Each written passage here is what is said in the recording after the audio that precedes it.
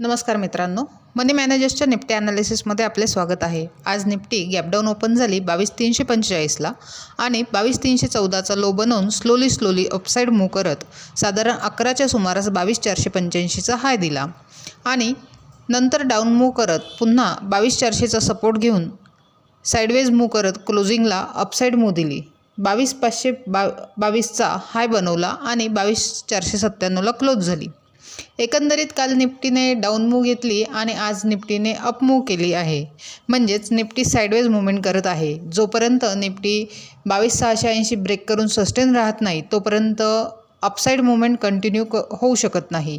तसेच 22,390च्या खाली जोपर्यंत निफ्टी सस्टेन राहत नाही तोपर्यंत डाऊन मूव्हमेंट देखील कंटिन्यू राहू शकत नाही।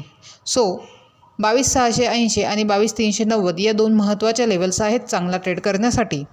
आता उद्यासाठी बघितले तर 22,570 आणि 22,390 या दोन महत्त्वाच्या लेवल्स आहेत।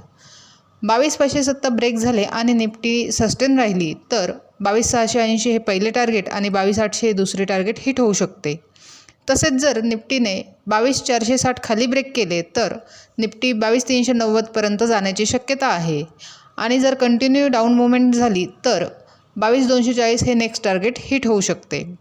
एकंदरीत निफ्टी गॅपअप ओपन होण्याची शक्यता आहे, परंतु निफ्टीने सस्टेन केले तरच अपसाईड ट्रेड करावा। डाऊन ट्रेडसाठी 22,390 ब्रेक होणे आवश्यक आहे। अशाच निफ्टीच्या ॲनालिसिससाठी चॅनल सबस्क्राईब करा, तसेच व्हिडिओ लाईक आणि शेअर करा।